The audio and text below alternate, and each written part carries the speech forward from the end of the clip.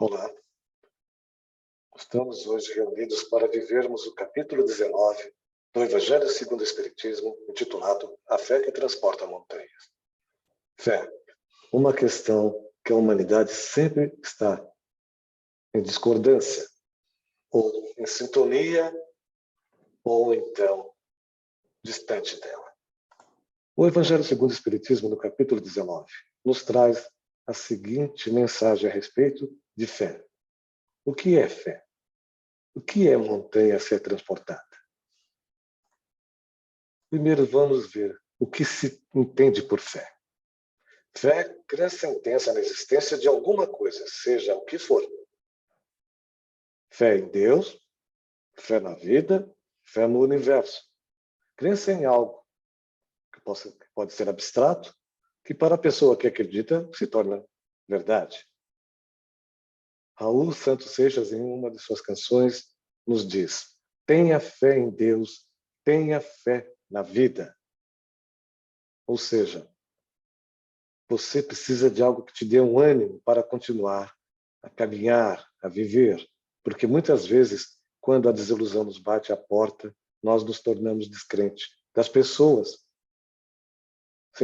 Sejam nossos familiares, amigos ou alguém muito próximo. Seja no trabalho, seja no lazer, seja no local que estejamos habitando. E essa fé se torna pequena por um fato, por um acontecimento. Em Hebreus, capítulo 11, versículo 1, diz: ora, a fé é a certeza daquilo que esperamos. E muitas vezes esperamos algo em alguém. E a prova das coisas que não vemos. Da bondade de alguém, ou dos sentimentos de alguém. Engloba muitas coisas.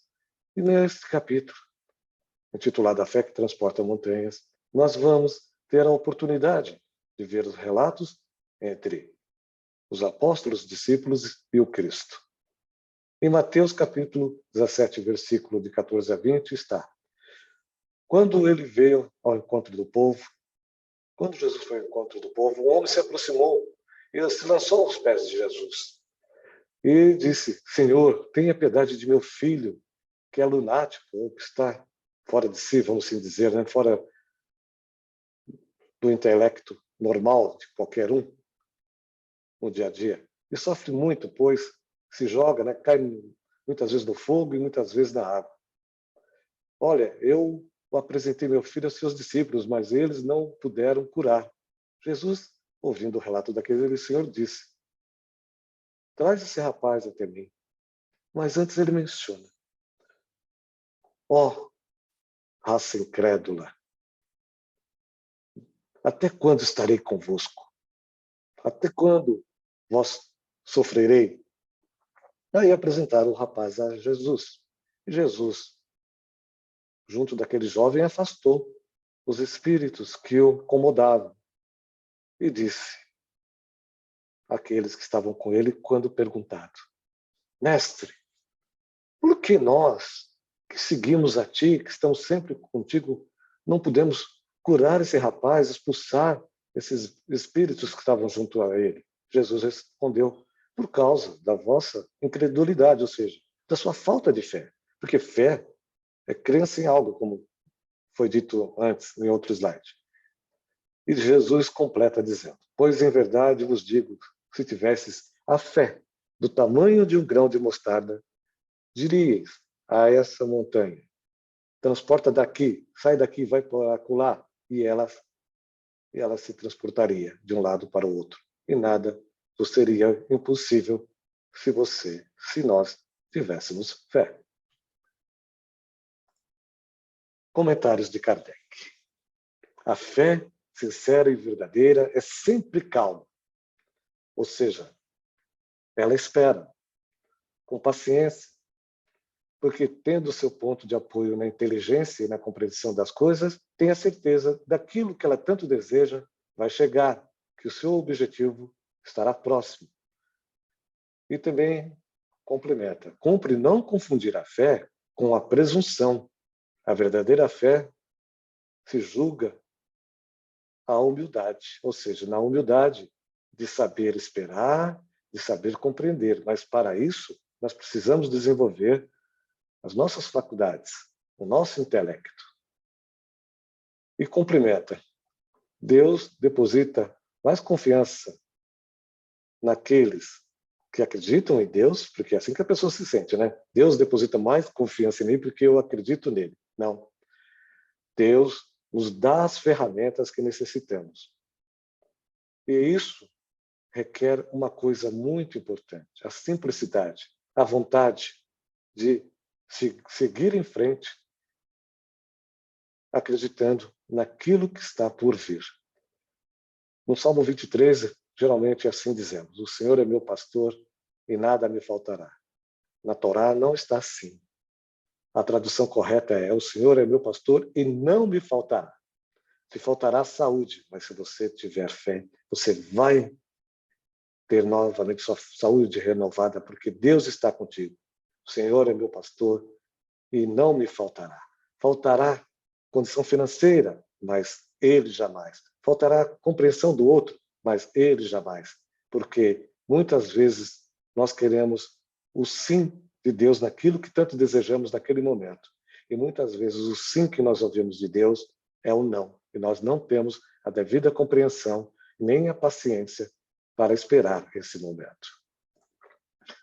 A respeito da fé religiosa e a condição da fé inabalável, se diz que a fé cega não é mais deste século, ou não deveria ser, pelo menos, mesmo que alguns ainda temam em existir isso dentro de si. E é exatamente o dogma da fé cega que hoje dá origem à maioria das incredulidades, porque ela quer se impor, exigindo a abdicação das mais preciosas prerrogativas do homem, da vida, que é o raciocínio, a lógica, buscar o conhecimento. Conhecerei-vos a verdade, e a verdade vos libertará. É justamente isso que o Cristo nos fala. A fé raciocinada, que se apoia em fatos e na lógica daquilo que já sabemos ou que estamos por vir a saber, deixa para trás essa parte tão obscura do nosso passado, de todos nós, porque nem sempre nós tivemos fé. É algo que vai fazendo parte da nossa evolução. Por que condenar aquele que não a tem? Será que nós somos assim? Crentes desde o princípio? Hoje a gente crê porque sabe que aquilo que acreditamos dentro dessa fé raciocinada está correto, está certo, de acordo com a verdade.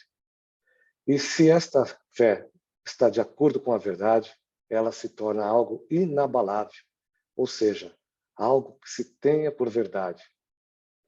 Faz-nos encarar a vida face a face, como diz Paulo. Hoje conheceremos em parte, mas amanhã conheceremos face a face.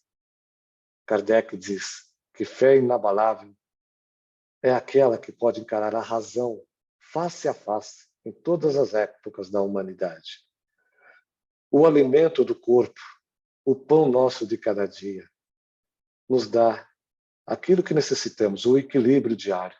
Mas ao homem não basta mais só isto, viver de forma como se fosse uma máquina, como se fosse algo passageiro que, quando vem à vontade, se torna presente. Não.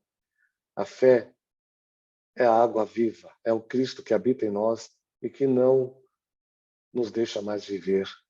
A sede do saber, a sede do crer, confiança naquilo que está por vir, porque somos esta montanha a ser removida para alcançar a luz que tanto desejamos. E como que isso ocorre? Ocorre através de uma nova consciência. E é o que a doutrina espírita procura a todos os momentos nos transmitir. Uma nova consciência de nós mesmos. Quando falamos em reforma interior, é o encontro com a verdade do Cristo. Passo a passo, conhecendo este caminho que nos faz de apenas um simples grão de mostarda algo maior, algo que se agiganta perante a sociedade, ou seja, perante nós mesmos, pelos exemplos e por nossa conduta, pelo nosso novo código de conduta, porque Se diz que o Evangelho é um código de conduta, aquilo que se tem por verdade. Aristóteles diz: Deus é a razão do universo. Nós falamos dentro da doutrina, através daquilo que aprendemos com os Espíritos. Deus é a presença da vida em nós, causa primária de todas as coisas. Aristóteles diz: Deus é o elemento vital do universo. Ter fé, crer em Deus e na vida é caminhar passo a passo, busca aquilo que mais desejamos. Felicidade. Ser feliz é estar em paz consigo mesmo. Quem tem fé em algo que está por vir, que acredita mesmo diante dos obstáculos, segue em frente. Podemos perceber isso nos Jogos Olímpicos, quando nos 100 metros com barreiras, um dos atletas vem a derrubar um dos obstáculos. Ele não olha para trás, ele avança. O obstáculo cai, ele avança e vai saltando nos demais, porque já a sua habilidade está tão aflorada que ele consegue caminhar passo a passo, buscando o que mais deseja, a busca constante do homem, que é um eterno caçador de si mesmo, buscando a razão da sua vida, da sua existência. A fé nos liberta do egoísmo, nos liberta daquilo que nos traz o vazio, como disse Bezerra de Menezes. O materialismo se esvai, deixa um vazio que a fé, ao contrário, nos retorna à caminhada de criatura rumo ao Criador, saindo do mundo das provas e expiações, entrando na regeneração de nós mesmos para habitarmos no momento correto, de acordo com o nosso grau de evolução e entendimento, um mundo feliz. E ele começa justamente nós, quando no topo desta montanha, que somos nós, nos conectamos com o universo através do Cristo, porque ninguém vai ao Pai senão por Ele, pois Ele é o caminho, a verdade, a vida, que nos traz a moral que tanto necessitamos viver. Que a paz esteja presente em nossos lares. Até breve. Obrigado.